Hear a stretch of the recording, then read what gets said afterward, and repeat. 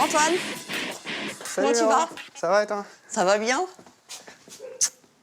Parfaitement bien. Bon alors, tu reviens souvent de tes galops en moto? Souvent, oui, quand il fait beau, généralement. Ça, c'est une de tes passions? C'est une deuxième passion, ouais. Dès que j'ai du temps libre, généralement, je la sors. Et depuis quand tu pratiques la moto? Dès que j'ai pu passer mon permis, ça fait 2 ans maintenant. Ouais. Et avec qui tu vas faire crisser les pneus? Chez les pneus, j'ai un Mathieu Autier qui m'accompagne de temps en temps, Ouais. Aurélien Lemaître, et sinon, d'autres. Ce sont des motards jockeys? des courses, ouais. Ouais. Vous aimez ça? Ouais. Et ça t'est arrivé d'en faire sur circuit? Ouais, pas souvent parce que c'est très difficile, on n'a pas énormément de temps. Ouais. Mais puis j'y vais pas trop avec celle-là parce que c'est pas une moto faite pour. Ah, il y a différentes motos sur circuit, Ouais, c'est pas il y a pareil? différentes motos, c'est des motos assez spéciales, des motos qui en cas de chute s'explosent pas en 1000 morceaux. Ouais, ça risquerait de, Et ça de faire du risquerait dégât. de faire du dégât, c'est plus pour la route. Mais je compte vraiment m'y mettre et acheter vraiment une moto juste pour la piste et me faire plaisir si j'ai plus de temps. Et t'as déjà fait des compètes? Non, les compètes, j'ai pas eu le temps parce que on dit c'est comme le vélo, ça s'oublie pas, mais on perd très très vite. Rien que ne serait-ce que l'hiver, je l'ai pas beaucoup sorti et à la reprise, quand je l'ai pris, on perd très très vite. Histoire de se remettre dans le bain, il faut 2-3 semaines quand même. C'est lourd? Lourd, oui. Ouais. Faut avoir de la force dans les bras. Surtout de l'équilibre, parce que quand l'équilibre est là, ça va, mais quand la moto penche vraiment d'un côté et qu'il faut la rattraper, Et puis toi, t'es c'est léger. très dur, c'est ça. On est très léger.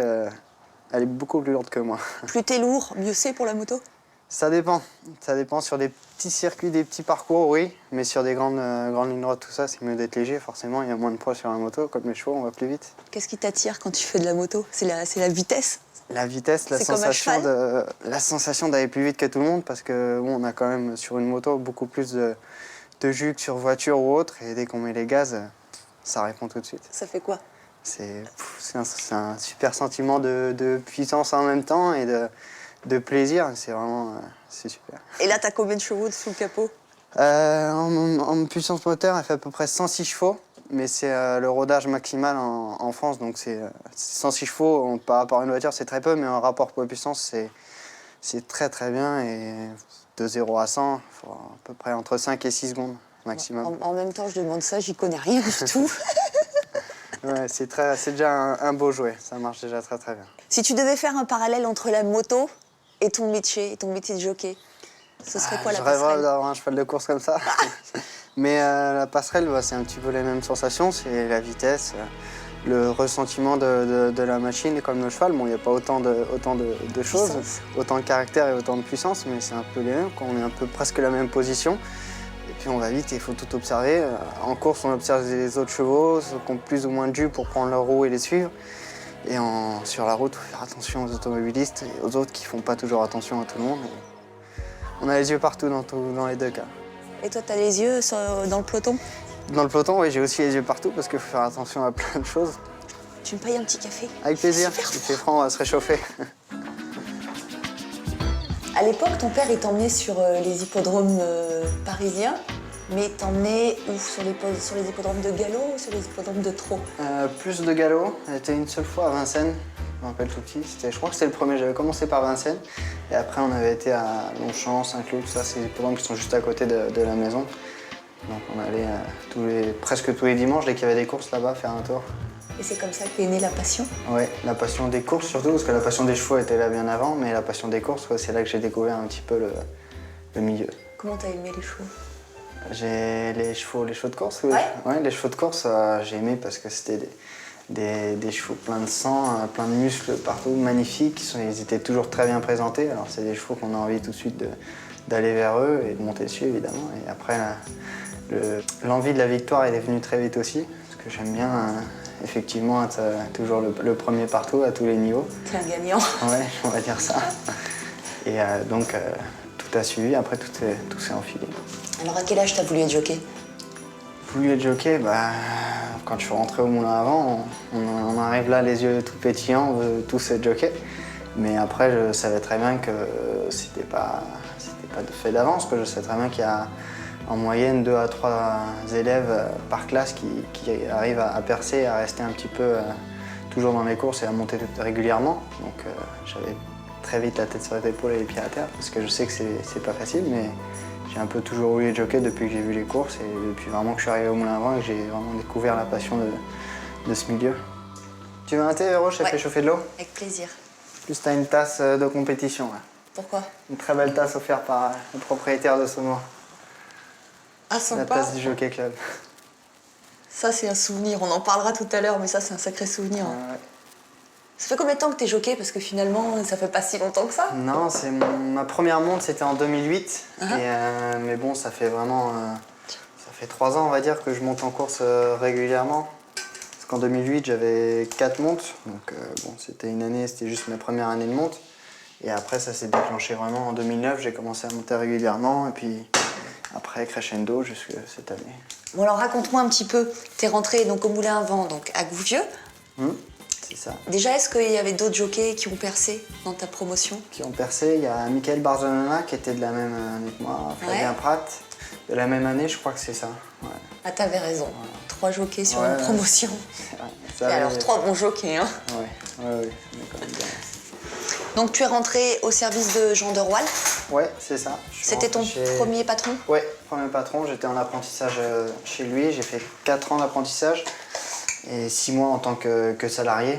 Et ensuite, on avait convenu qu'il n'avait pas vraiment de chevaux pour me faire monter. Donc, je suis passé chez monsieur Cédric Boutin pour vraiment monter. Parce qu'on m'a dit, tout le monde, la réputation est de tu veux monter, tu vas chez Boutin. Voilà. Donc, j'y suis allé. Pour faire les débuts comme Christophe Soumillon. Voilà, c'est ça. J'y suis allé et puis je suis resté 6 mois parce qu'il n'y avait pas une entente extraordinaire. Puis j'ai repris une écurie, une grande écurie classique, on peut dire, chez Monsieur de Royer. Ça fait 3 ans et demi que j'y suis et tout se passe très bien. J'ai lu quelque part que Jean de Roile, tu as dit de lui qu'il était un formidable professeur. Oui. Qu'est-ce qu'il t'a appris de spécial? Il m'a tout appris sur le matin, tous les galops. J'ai galopé je ne sais combien d'énième fois pour lui et il m'a formé le matin. Je peux dire que c'est grâce à lui que le matin je suis devenu bon cavalier sans volant. Je suppose que tu as commencé avec ton balai et ta fourche, comme tout le monde. Voilà, effectivement. En tant qu'apprenti, je cache pas qu'on travaille bien chez lui, mais c'est une bonne chose, c'est ce qu'il faut, c'est comme ça qu'on forme. Donc j'ai fait de tout, de ratisser le marcheur, à laver les carreaux, à faire les box et à monter à cheval. Et 3-4 ans après, tu le fais encore ça ou pas? Non, je le fais plus, j'ai le privilège de ne pas le faire, je suis très content. Ça y est, maintenant, on est jockey, on arrive, le cheval est prêt, on monte dessus, on galope. C'est sûr, c'est un gros plus, ouais, c'est sûr.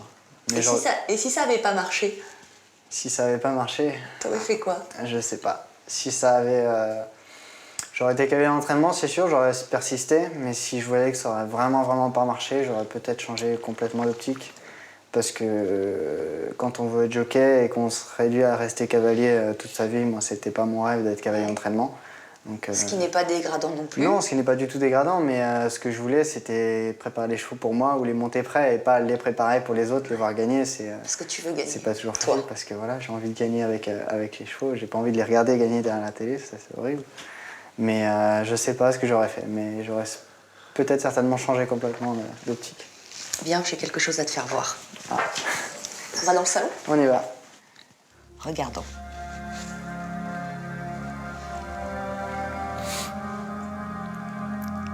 Comment t'étais le matin? Le matin, je me suis réveillé tôt parce que j'arrivais forcément, je dormais pas aussi bien. Et puis je me suis réveillé, je me suis dit bon bah c'est le jour J, le jour qu'on attend depuis qu'il est engagé. Et puis on s'est dit bon bah allez, on y va à fond. Il y avait une petite voix qui te disait il est pour toi aujourd'hui celui-là ou non? Non, il y avait une petite voix qui me disait aujourd'hui faut assurer, pas le droit à l'erreur de aucun côté quoi, à aucun point de vue, faut pas du tout faire d'erreur, faut pas. C'est la course où il faut assurer quoi.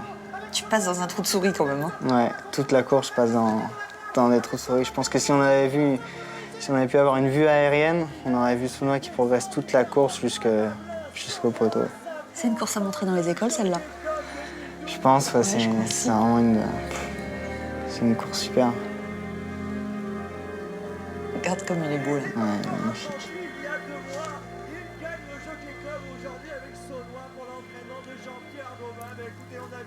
Comment il était, Monsieur Gauvin? Il était, au retour? Il était très joyeux et en pleurs, un peu comme moi. On était vraiment bourrés d'émotions tous les deux et c'était vraiment une super journée. Donc 2 mois, 2 mois après que tu aies perdu ta décharge, ouais, tu gagnes au Jockey Club en groupe 1. Juste 2 mois après, c'était... Quelques mois plus tard, tu te mets en selle au départ de l'Arc. Au départ de l'Arc, ouais. Et comment? Bon, déjà, je profitais encore plus, puis je me suis dit, on a su dans le Jockey Club, on va essayer de faire la même chose. Mais bon, on partait tous un petit peu moins chaud parce qu'on avait moins de pression. Et puis on s'est dit, quand on a été faire le tour à pied, on s'est vraiment dit, c'est vraiment pas son truc, c'est dommage et tout. Mais bon, on a fait quand même ça. Et puis, ne serait-ce que le défilé, j'ai pris énormément de plaisir. J'étais à deux doigts de pleurer dans mes lunettes au défilé. Quand on regarde tout le public, qu'on voit pas un centimètre de béton, que tout est plein à craquer. J'avais vu même des banderoles de Saunois, tout ça. C'était un super moment aussi. Tu m'étonnes. Et quand t'es dans les boîtes de départ, là, t'as pas envie de dire « Ah là là, je vais descendre du cheval parce que je vais pas y arriver ». Déjà, une fois dans les boîtes, on se dit « Jusqu'à présent, tout s'est bien passé, il faut que ça continue ». Je me rappelle de Thierry Tuliès qui m'avait dit « Good luck ». Après, on est parti et puis la course s'est déroulée. Jusqu'à mi-tournant, tout allait à peu près bien, on peut dire. Puis après, ça, je sentais que ça allait pas le faire. Il a demandé un bol d'air. Ouais, un gros bol d'air. C'est à cause de quoi? Du terrain plutôt? Ouais, vraiment à cause du terrain, vraiment très grande partie, qui est vraiment très souple, surtout dans le tournant. Ça descend un petit peu, ça cheval un peu sur les épaules, ça l'avait pas toujours plu, et puis là il s'est enfoncé complètement et il a fait énormément d'efforts à sortir du terrain jusqu'à mi-tournant. Alors la matinée d'Antoine Hamelin, elle n'est pas terminée? Non, la matinée se termine, l'après-midi va commencer, donc là une petite douche et puis on va aller aux courses. T'as des problèmes de poids toi ou pas? Non, pas vraiment. Ça commence gentiment, mais ça va, j'ai vraiment pas à me plaindre. Je peux monter jusqu'à 53, 52,5 sans trop de problèmes jusqu'à présent.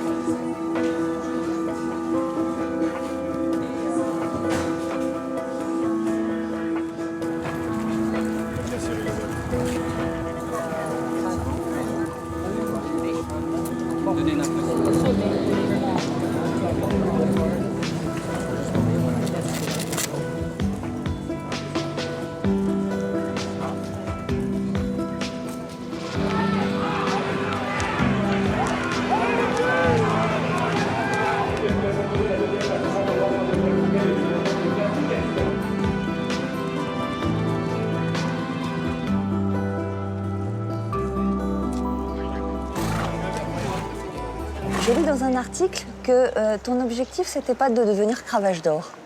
C'est vrai ou c'est faux? Vrai ou faux, ça le devient forcément, parce que disons que c'est pas mon objectif de cette année, c'est un objectif sur long terme, je dirais. C'est sûr, ce serait un rêve d'avoir une cravache d'or, mais une cravache tout court. J'ai pu avoir la chance d'avoir été à la cérémonie de la 64e et j'étais très heureuse. Des cravaches d'or? Un très bon moment, ouais, 64e cravache d'or. T'aurais aimé être à leur place? Exactement, j'aurais aimé être sur le podium pour être à leur place récompensé, mais... Est-ce que le jour où ça va t'arriver, parce que je suis certaine que ça va t'arriver, tu vas savoir quoi dire ou tu vas être c'est plus facile, on peut préparer le discours avant parce qu'on est au courant en fin d'année, mais c'est sûr que je serai très ému et je serai un petit peu hésitant si on peut dire, mais bon, c'est des très bons moments et j'espère que ça m'arrivera maintenant. Je touche du bois, on verra. Alors il y a quelqu'un, un modèle, t'en as un modèle? J'aime beaucoup Olivier Pellier, ouais. Christophe Patrice Lemaire sont deux personnes que je respecte beaucoup, qui sont de grands monsieur, aussi bien à cheval qu'à pied, donc j'aime beaucoup cette qualité. Alors ça tombe très bien parce que Olivier Pellier a voulu t'adresser un message. Donc je te laisse regarder. Antoine, il se comporte dans un peloton très bien, il fait quand même attention, il prend de l'expérience, maintenant il commence à monter de bons chevaux, donc automatiquement il essaie de prendre des bonnes initiatives, il essaye toujours de faire au mieux. Tu fais toujours au mieux? J'essaie de faire toujours au mieux, que ce soit pour le cheval, pour l'entraîneur ou pour tout l'entourage. Continue. Je pense qu'il sera un bon jockey par l'avenir. Maintenant, il a gagné déjà le Jockey Club. Je crois que déjà pour un jeune à son âge, c'est extraordinaire. Ça rappelle un petit peu Christophe Soumillon, même le jour de son anniversaire. Il va progresser là-dessus. Il a déjà maintenant, il faut qu'il continue, qu'il persévère et qu'il trouve surtout de bons chevaux. Est-ce que t'as entendu déjà? Oui. T'as bien entendu? Ça te fait plaisir Ah oui, effectivement, ça fait plaisir. Qu'Olivier Pellier puisse te dire ça? C'est un grand jockey d'expérience, il a gagné toutes les plus belles courses du monde. Quand on entend ça de sa part, ça fait très plaisir. Si je devais lui donner un conseil technique, je lui dirais qu'il reste derrière moi, qu'il regarde exactement ce que je fais jusqu'au poteau, ça ira très bien. Il te donne un bon conseil là. Reste derrière lui jusqu'au C'est vrai, poteau, ça ça ira m'arrive. très bien, mais il va falloir le dépasser. Hein. Ouais, c'est dur. Des fois, on vient tout proche de lui, on croit qu'on va le faire facilement, mais à chaque fois, on se trompe et il arrive toujours à garder quelque chose. Si tu veux sublimer le maître, Alors Antoine, il est bon aux courses. Au paintball, il y a encore pas mal de progrès à faire. Et il parle pas assez, c'est peut-être un petit peu... peut-être un petit défaut aussi, il a, même aux courses, on voit sur un terrain de paintball, il parle pas trop. Et aux courses, il est un peu pareil, il est un petit peu isolé. Il faudrait qu'il s'extériorise un petit peu. t'es timide? Un petit peu, ouais. Puis au paintball, c'est trop difficile, on joue contre lui. Il est C'est vrai fort que à c'est tout un adversaire finalement. un petit peu redoutable aussi au paintball qu'en course. Ça fait combien de temps que vous faites du paintball? C'est On a une deuxième Moi, ça passion? fait très longtemps que j'ai commencé, mais j'y joue très peu parce que j'ai vraiment pas le temps. Et quand j'ai le temps, j'ai une petite préférence pour la moto. Alors, Tu sautes sur la c'est moto compliqué, je plutôt. saute sur la moto. Alors Antoine, c'est quoi tes objectifs cette année? Cette année, c'est de répéter l'année de l'année dernière, approximativement. On ne va pas demander de gagner le Jockey Club tous les ans, mais de répéter la très bonne année dernière, ce sera un bon objectif déjà. Ensuite, on visera plus haut l'année prochaine. Les gens un peu nous attendent au tournant, il faut confirmer l'année dernière.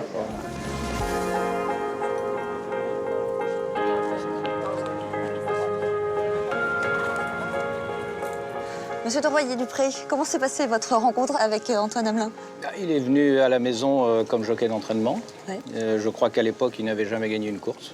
On m'avait dit avant, je m'étais renseigné, on m'a dit il monte des très beaux galops, il est techniquement très bien. C'est ce que j'allais vous demander. Qu'est-ce qui vous a séduit? Moi j'aime bien les choses bien faites et j'aime bien la bonne technique, donc on a tout de suite senti que en ce qui concernait le travail le matin, ça passerait très bien. Et puis je crois qu'il a en fin d'année, on a dû le faire monter une fois à Lyon, je crois, pour un cheval du Prince Aga Khan avec lequel il a gagné. Je crois que ça a été son premier gagnant. C'était sa première victoire. Ouais. Et après, il y a eu des hauts et des bas. Puis finalement, il a eu la chance aussi que certains entraîneurs de Lyon, notamment, lui fassent confiance, et de l'Ouest aussi d'ailleurs. Ça lui a aidé à prendre du métier. Et donc progressivement, on a vu quelqu'un qui se transformait, qui prenait confiance en lui. Maintenant, il a passé un cap intéressant. Et ce qui peut être important, peut-être là où il peut acquérir certaines choses, c'est notamment d'être un peu plus réactif dans certains cas, de comprendre très vite ce qui va se passer. C'est toujours la difficulté d'ailleurs pour tout le monde en course, c'est de comprendre avant tout le monde comment la course va se dessiner. Il a une très bonne technique, un très bon équilibre à cheval. Il est très progressif dans la façon de monter, ça c'est une chose que j'aime assez. Il ne surprend pas ses chevaux. En tout cas, il est très motivé, c'est ce qu'il nous a confié. Bien sûr, et il m'a confié bien aussi sûr. que c'était un gagnant. Voilà. Donc gardez-le. Tout est en ordre.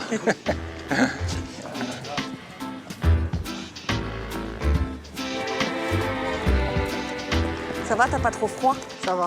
Non? C'est pas trop, ça, tu peux voir là, c'est bien. Et quand il fait très froid, parce que vous avez rien sur le dos, hein, la casaque, un gilet de protection. Ça dépend des poids, mais généralement, on a juste le gilet et la casaque, ouais, mais bon. Quelle horreur. Il faut pas avoir chaud. Cet hiver, c'est parti aux États-Unis. Oui. Tu étais où? C'est M. Graham Motion. Qui est un grand entraîneur. C'est un très bon entraîneur, ouais, très, très gentil, qui a gagné la Dubai World Cup cette année. Ouais. Donc c'est très très bien, je Il suis est, très content pour lui. il est installé où? Il est installé dans le Maryland et moi j'ai fait le meeting en quelque sorte à Gulfstream pour lui. Très bien. Donc tu as monté. Oui. Tu as gagné? Non, je suis deuxième de groupe 3. Est-ce que les courses françaises et américaines se déroulent de la même manière? Non, c'est assez différent. Généralement là-bas il n'y a pas de tactique, c'est à celui qui est le plus dur et qui sera le plus rapide qui ira au bout et qui gagnera la course parce que il n'y a pas, comme souvent en France, des faux trains, on est au galop de chasse, on finit sur un sprint. Là-bas, c'est pas du tout ça. Si on part sur un sprint et on finit au galop de chasse, c'est plutôt l'inverse. Et cette configuration, elle te plaît ou pas? Oui, elle me déplaît pas. Ce qu'il y a, c'est que c'est plus facile, si on peut dire, à monter, quoi. Il y a Ouais. moins de tactique, il y a moins de problèmes de parcours. C'est le meilleur cheval qui gagne, quoi. Ça t'a plu apparemment? Oui, Tu très vas y bonne retourner? expérience. Oui, je retournerai avec plaisir. Ouais. Je crois que je vais te laisser. Hein, On va aller travailler.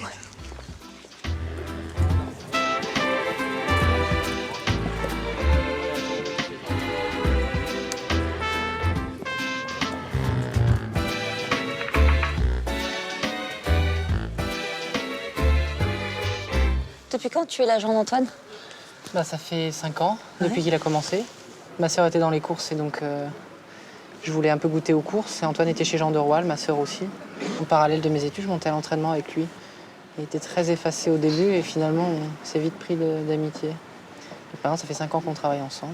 Et Antoine avait besoin de quelqu'un qui le mette à cheval vraiment, quoi, parce qu'il n'avait pas la chance vraiment de monter. Donc on a commencé par la province pendant un bon moment. très Puis longtemps. pour le mettre même. à cheval, tu l'as vraiment mis à cheval parce que... Oui, c'était à Vichy où il a débuté Non, il débutait pas à cheval, il montait un cheval dans un handicap, il s'est retourné derrière les boîtes. Et Il s'est cassé le nez, Cassé le nez, le nez c'était en une deux. catastrophe. Ouais, c'est la première fois qu'il montait pour Jean-Pierre Gauvin. Sympa. Voilà. Alex Taylor, le numéro 4, super top. Très bon départ.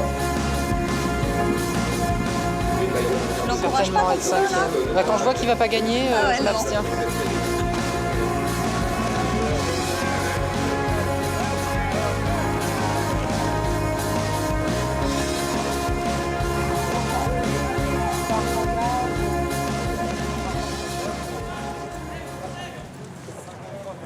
Bon alors, une qualité qui qualifierait ton jockey.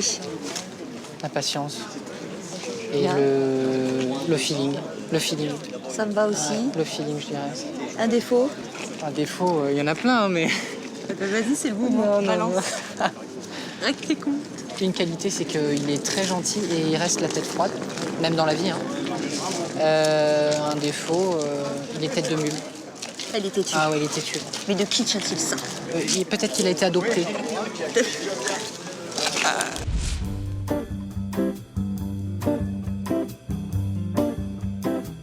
C'est une source d'inspiration.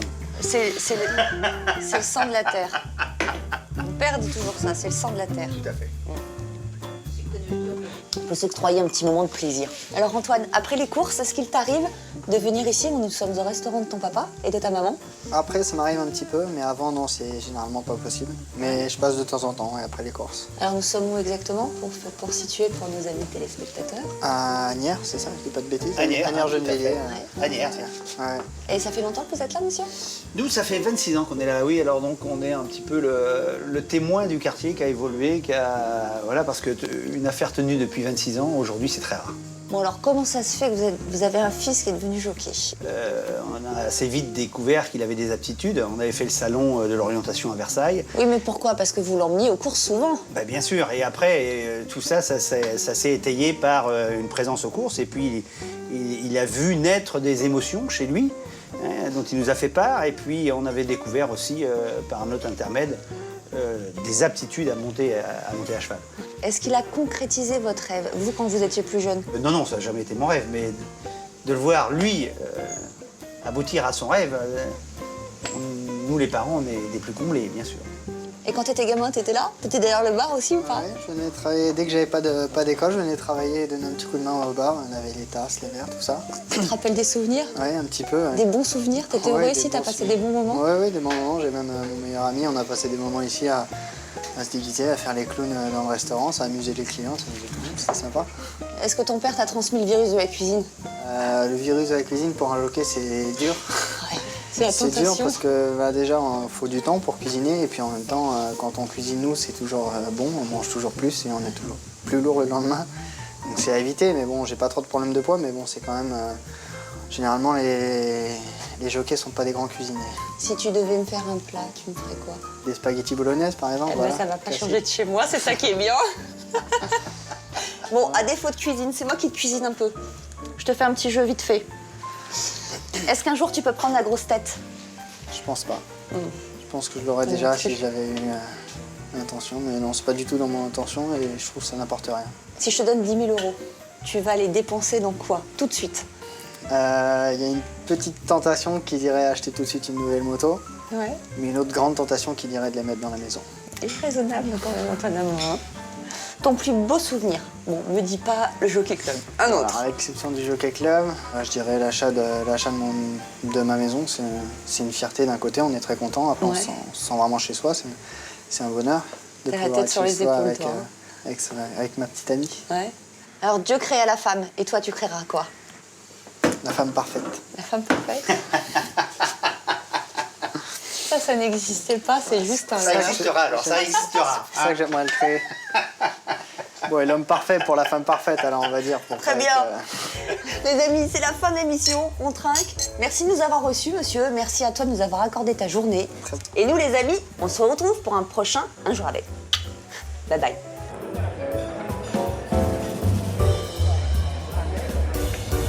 Alors ça, c'est un petit micro juste pour interviewer Antoine Amin, parce qu'on n'a absolument pas le temps de lui mettre la chef. Je vais te mettre là, comme ça.